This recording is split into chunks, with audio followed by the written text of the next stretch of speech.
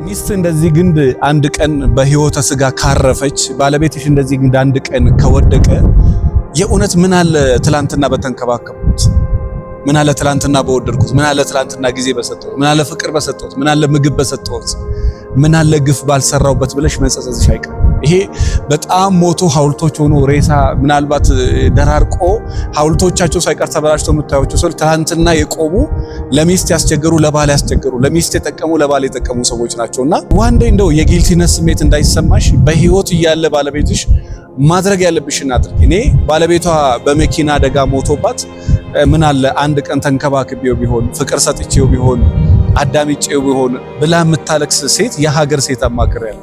ጸግሽ ምን አለ ትላንትና ተንከባክቤያት ቢሆን ፍቅር ሰጥቻት ቢሆን ምን አለ እንዲያድርጌለት ቢሆን። እንደዚህ ህይወት በቃ ይሄ ነው፣ እንደዚህ መሞቱ ላይ ቀር ነው፣ እንደዚህ በነፍሱ የተጫወትኩት ብለው የሚያለቅሱ ሴቶች የሀገር ሴቶች አይቻለሁ፣ ወንዶች አይቻለሁና ልክ እንደዚህ ግን ሰዎችም አንድ ቀን ወዳቂ ናቸው እያሉ ግን ተንከባከቧቸው፣ እያሉ ፍቅር ስጧቸው።